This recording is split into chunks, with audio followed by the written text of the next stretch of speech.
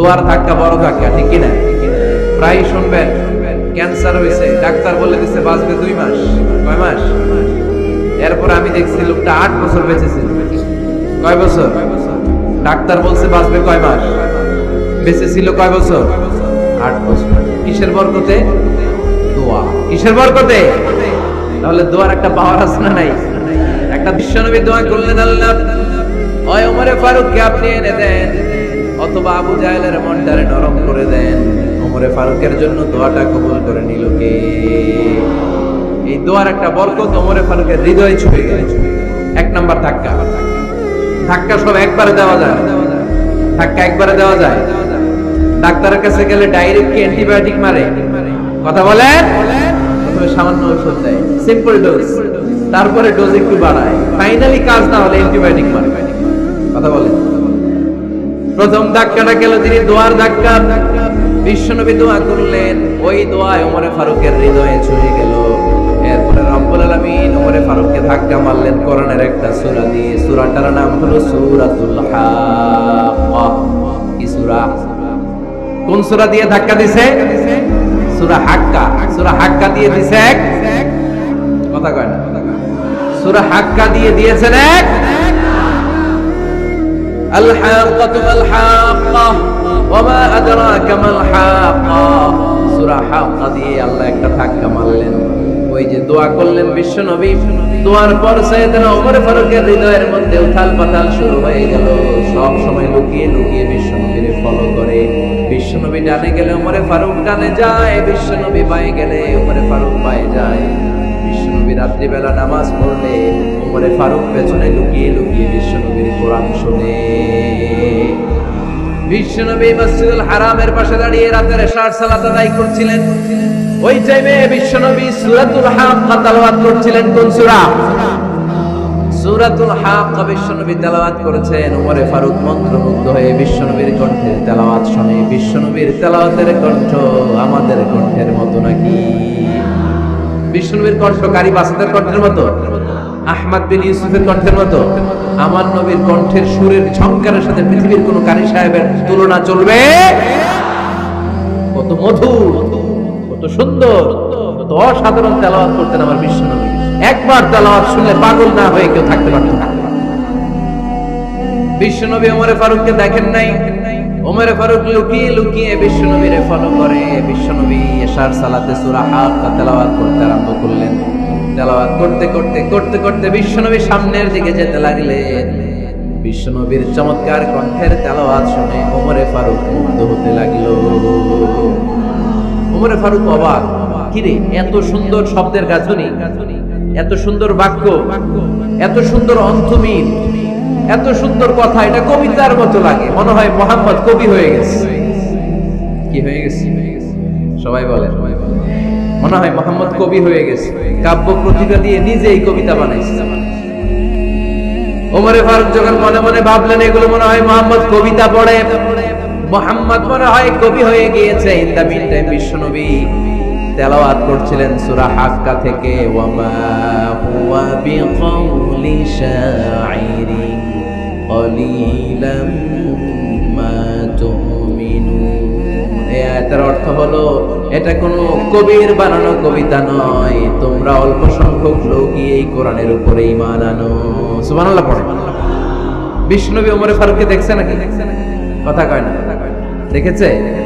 বিশ্বনবী বিশ্বনবীর মতো তেলাওয়াত করে যাচ্ছে। ওমর ফারুক যখন মনে করলেন কিরে এই কথাগুলো এত সুন্দর, এটা মনে হয় কবিতা। ইন দ্য মিন টাইম বিশ্বনবী যে আয়াতটা তেলাওয়াত করছিলেন, কোইন্সিডেন্টলি দৈবাত মিলে গিয়েছে। ওই আয়াতের অর্থ ছিল এটা কোনো কবির বানানো কবিতা না, খুব অল্প সংখ্যকই তোমরা ঈমান আনো। এবার তো ওমর ফারুক আটকে ওঠেন। ঘটনা কি? আমি মনে মনে ভাবলাম মুহাম্মদ কবি, আর যেটা পড়তেছে এটা কবিতা। কিন্তু মুহাম্মদ আমার দেখেও নাই, কিন্তু বলতেছে এটা কবির বানানো কবিতা না। তাহলে মুহাম্মদ মনে হয় গণক হয়ে গেছে। কার মনে কি চলে না দেখেই বলতে পারে। নাউজুবিল্লাহ পড়বেন না? ওমর ফারুক এবার মনে মনে ভাবে মুহাম্মদ তাহলে কবি না, আগেরটা ভুল। ভুল ধারণা আমি করেছি, মুহাম্মদ কবি নয়, মুহাম্মদ হলো গণক। আওয়াজ করে পড়েন না আউযু বিল্লাহ। মুহাম্মদ মানুষের মনে কি চলে গণনা করে সব টের পেয়ে যায়, সব বুঝতে পারে। বিশ্বনবী তখন যে আয়াতটা তেলাওয়াত করছিলেন সেটা হলো ওয়ালা বিকাউলি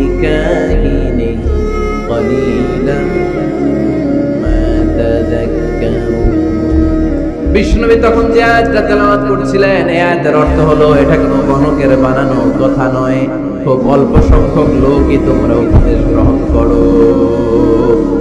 বিষ্ণুনবী ওমর ফারুককে দেখে, কথা কয় না, দেখে না, কিন্তু মিলে যাচ্ছে। ওই আয়াতের পরের আয়াতটা ছিল এটা গণকের বানানো কোনো গণনা নয়, খুব অল্প সংখ্যকই তোমরা ঈমান আনো। এবার তো ওমর ফারুক বেহুশ। হায় হায়, প্রথমে ভাবলাম কবিতা, সে পড়ে যাচ্ছে না, কবির বানানো কবিতা না। এরপর মনে মনে ভাবলাম মনে হয় গণক, সে বলে না এটা গণকের বানানো গণনা নয়। তাহলে এটা কি? এটা কি? কি এটা? কি পড়ে মুহাম্মদ, যার কণ্ঠের তেলাওয়াত শুনলে মানুষ পাগল হয়ে যায়। বিষ্ণুনবী তখন পড়তে আরম্ভ করলেন, তানজিলুম মির রাব্বিল আলামিন। এর মানে হলো এটা কবিতা না, এটা গণকের বানানো গণনা না, মানুষের বানানো কিচ্ছু না, এটা গোটা বিশ্বের রব আল্লাহ পাকের বাণী। সুবহানাল্লাহ পড়ে। এই 2 নাম্বার ডোজ করব। প্রথম ডোজ পড়ছে দোয়ার ডোজ। প্রথম ডোজ কিসের? দোয়া। 2 নাম্বার সূরা হাক্কা দিয়ে আল্লাহ দিলেন এক ধাক্কা। এই সূরা হাক্কার ওই ঘটনার পর ওমরে ফারুক তো পাগল, পাগল পড়া। কি ঘটে গেল আমার সাথে ওই দিন? আমি মনে মনে যা ভাবি সব মুহাম্মদ বুঝে। আল্লাহ 2 নাম্বার ডোজ দিলেন সূরা হাক্কা দিয়ে এক ধাক্কা। সুবহানাল্লাহ পড়ে। এরপরে ওমরে ফারুক প্রায় বিশ্বনবীর কথা ভাবেন, বিশ্বনবী কোথায় যান, লুকিয়ে লুকিয়ে দেখেন। এবার রব্বুল আলামিন ভাবলেন এবার সূরা তাহা দিয়ে আমি 3 নাম্বার ডোজ দিয়ে দিব। পড়েন সুবহানাল্লাহ। এবার 3 নাম্বার ডোজ পাবেন, কিন্তু শয়তান ওয়াসওয়াসা দিচ্ছে, ওমরে ফারুক যাও, মক্কায় ঘোষণা হয়েছে মুহাম্মদের কল্লা এনে দিতে পারলে এত এত স্বর্ণ মুদ্রা। শয়তানের ওয়াসওয়াসায় আবার ভুল পথে হাঁটতে লাগলেন সাইয়েদনা ওমর। নাঙ্গা তরবার নিয়ে বিশ্বনবীর মাথা কাটার জন্য বের হয়ে গেলেন। বনু সাহারা গোত্রের একটা লোক বলে, ওমর তুমি কোথায় যাও? ওমরে ফারুক বলেন, মুহাম্মাদের কল্লা কাটার জন্য যাচ্ছি। পড়েন নাউজুবিল্লাহ। আবু সাহারা গোত্রের লোক বলে, তুমি মুহাম্মাদের কল্লা কাটতে যাও? আরে তোমার বোন ফাতিমা বিনতে খাত্তাব আর তোমার বোনের জামাই সাঈদ, এরা তো দুজন কালিমা পড়ে মুসলমান হয়ে গেছে।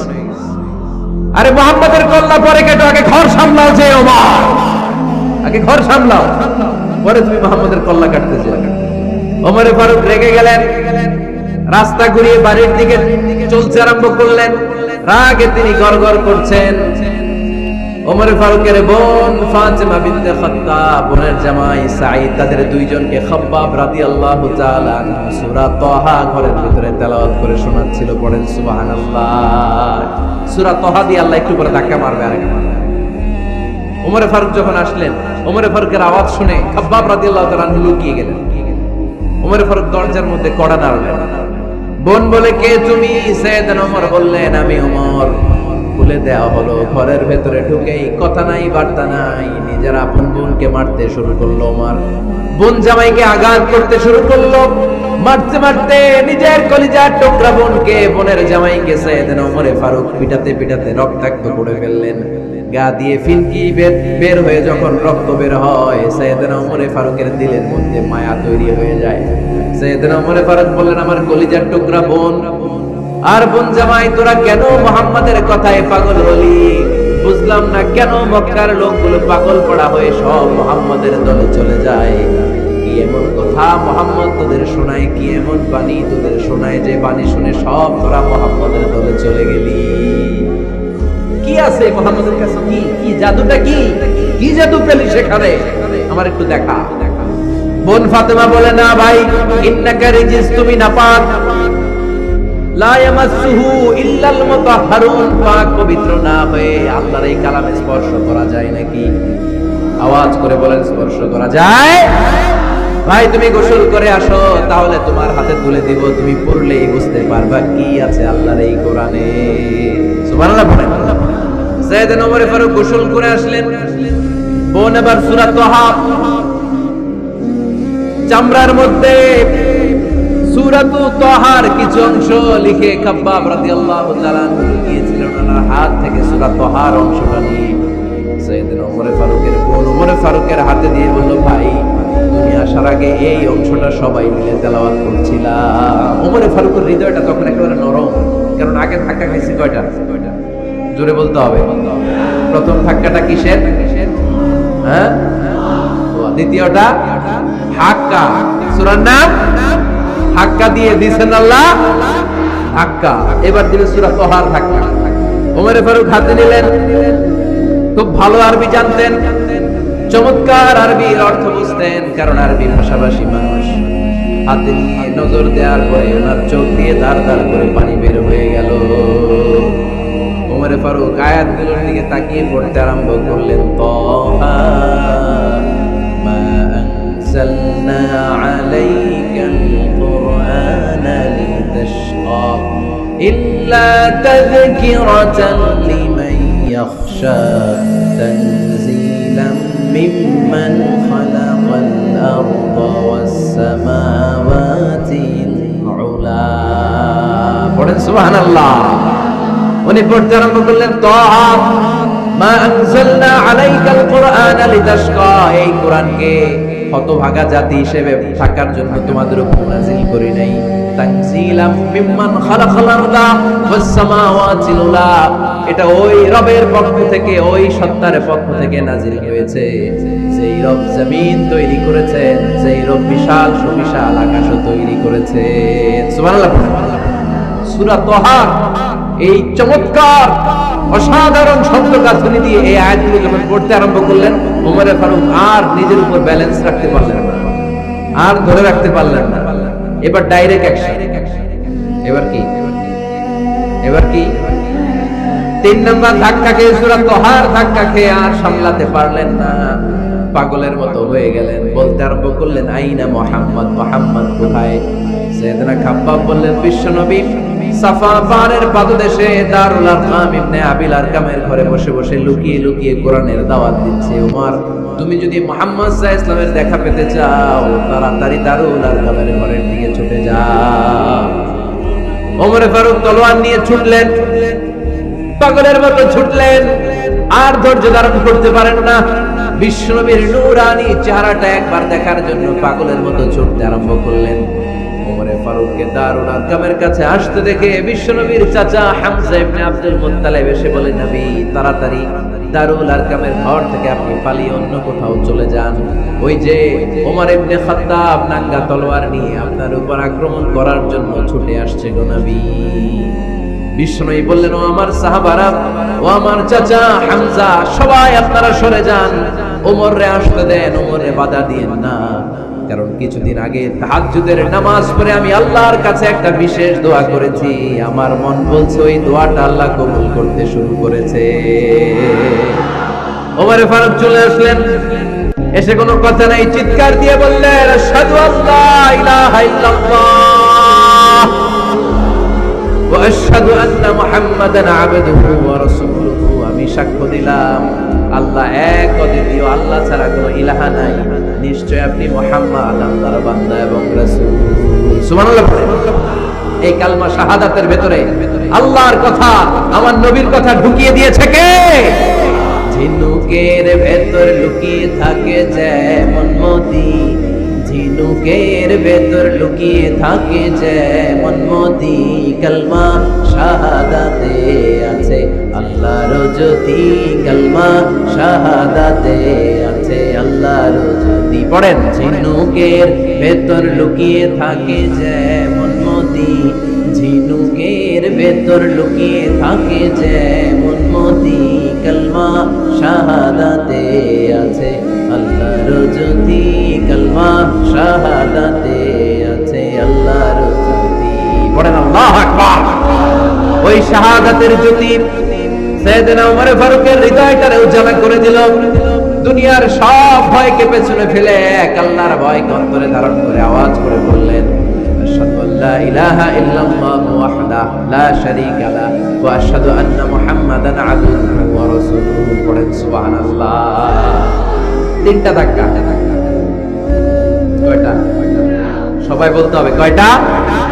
প্রথম ধাক্কাটা দোয়া, দ্বিতীয় ধাক্কা ধাক্কা, তৃতীয় ধাক্কা সূরা তাহা। 3টা ধাক্কার মাধ্যমে সাইয়েদনা ওমর ফারুককে মুসলমানদের লিডার বানায় দিল কে? ওমর ফারুক কালিমা পড়ে মুসলমান হয়ে গেছে। নও মুসলিম সাহাবাদের মধ্যে আনন্দের বন্যা বয়ে গেল। বিশ্বনবী খুশি হয়ে গেলেন, আল্লাহ শুকরিয়া করলেন, আল্লাহ তুমি আমার দোয়া ফিরিয়ে দাও নাই। আমি বলেছি দুজনের একজনকে চাই, তুমি ওমরে ফারুককে দান করেছো, পরে আলহামদুলিল্লাহ। এবার ওমরে ফারুক বিশ্বনবীর প্রশ্ন করলেন, নবী আলাসনা আলাল হক, আমি প্রশ্ন করে উত্তর দেন, আমরা কি সত্যের উপর নাই? বিশ্বনবী বললেন, বালা ওমর, আমরা এই সত্যের উপরে আছি। আমাদের কোরআন কি সত্য নয়? বিশ্বনবী বললেন, কোরআনও সত্য। আমাদের রব আল্লাহ কি সত্য নন? বিশ্বনবী বললেন, সত্য। ওমরে ফারুক বললেন, তাহলে ফিমাল ইখতিফা, তাহলে লুকিয়ে লুকিয়ে আর গোপনে দাওয়াতি কাজ কেন? আপনি সত্য নবী, কোরআন সত্য কিতাব, আমার রব আল্লাহ সত্য, আর আমি ওমর কালিমা পড়ে মুসলমান হয়ে গিয়েছি, তাহলে ফিমাল ইখতিফা, আর লুকিয়ে লুকিয়ে কোরআনের দাওয়াত দিবেন কেন? বের হন, মক্কার শহরের মাঝখানে চলে আসেন, চিৎকার করে আমরা আল্লাহর নামের ঘোষণা দেব। বিশ্বনবী বললেন, না ওমর,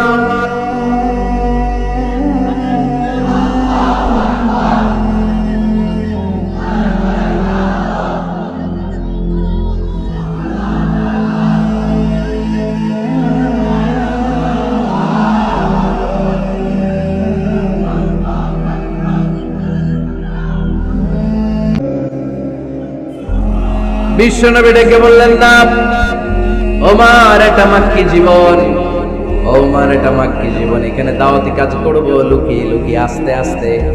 আল্লাহ যখন আমাদেরকে বিজয়ী করে দিবেন, তখন আমরা প্রকাশ্যে দাওয়াত দিলে কোনো সমস্যা নাই। সাইয়েদনা ওমর ফারুক বলেন, না ও নবী, আমার উপর ছেড়ে দেন, আমি দেখবো আপনি আমারে শুধু মক্কার জমিনে একটা মিছিল দেওয়ার অনুমতি দেন। কিসের অনুমতি? আল্লাহর নামের তাকবীর দেওয়ার অনুমতি দেন। বিশ্বনবী বললেন, ঠিক আছে, সাবধানে তাকবীর দিও। ওমরে ফারুক তাকবীর দেওয়ার জন্য লোক খুঁজতে আরম্ভ করলেন। মুসলিম 11 জন সাহাবাকে খুঁজে পেলেন। কয়জন? ওমরে ফারুক বললেন, 11 জনই চলবে। 11 জনকে 2 লাইন করলেন। কয় লাইন? পিছনে 6 জন, সামনে 5 জন। পিছনের লাইনের নেতা বানিয়ে দিলেন বিশ্বনবীর চাচা হামজা ইবনে আব্দুল মুত্তালিবকে। প্রথম লাইনের 5 জনের নেতৃত্ব দিতে আরম্ভ করলেন সাইয়েদনা ওমরে ফারুক নিজেই। 2 লাইন তাকবীর দিতে জানলে বেশি মানুষ লাগে না, 10 জন দিয়ে গোটা বিশ্বটারে কাঁপিয়ে দেওয়া যায়। 11 জন, 6 আর 5। ওমর ফারুক সামনে দাঁড়ালেন। ওমরে ফারুক সামনে দাঁড়িয়ে এবার আল্লাহর নামের স্লোগান দিবেন। ওমরে ফারুক বললেন, আমরা খুব লম্বা চূড়া স্লোগান দেব না, খুব ছোট্ট। দারুল আরকামের ঘর থেকে কাবা ঘর পর্যন্ত, বাইতুল্লাহ পর্যন্ত, এতটুকু জায়গা আমরা তাকবীর দিতে দিতে সামনের দিকে এগোবো। পৃথিবীর কোনো শক্তি আমাদেরকে থামায় দিতে পারবে না। ওমরে ফারুক তখন এক বাক্যের একটা ভাষণ দিলেন। কয় বাক্যের? ওমরে ফারুক সামনে দাঁড়িয়ে বললেন, মান আরাদা আন তাসকুলা উম্মুহ ইয়া জামা ওয়ালাদুহু তারমিলা যাওজাতুহু ফালিয়াসুদ্দানি। কে আছো? মান আরাদা আন তাসকুলা উম্মুহ, কে আছো মায়ের বুক খালি করতে চাও? ইয়া জামা ওয়ালাদু, কে আছো বাচ্চাগুলারে, সন্তানগুলারে ইয়াতিম বানাতে চাও? তারমিলা যাওজাতুহু, কার এত বড় বুকের পাটা আছে দেখি, কে আছো স্ত্রীকে বিধবা বানাতে চাও? বুকের পাটা থাকলে আমি ওমরে থামাও, যদি সাহস থাকে আমি ওমরের মিছিল থামাও। ওমরে ফারুক শুরু করলেন, আল্লাহু আকবার, আল্লাহু আকবার, আল্লাহু আকবার। স্লোগান দিতে দিতে সাইয়েদনা ওমরে ফারুক কাবার গিলাফ যে স্পর্শ করলেন, ওমরে ফারুকের এই স্লোগান কেউ থামাতে পারে নাই। কিয়ামত পর্যন্ত এই আল্লাহর নামের স্লোগান কেউ থামাতে পারবে না। চিল্লায় বলো ঠিক কিনা?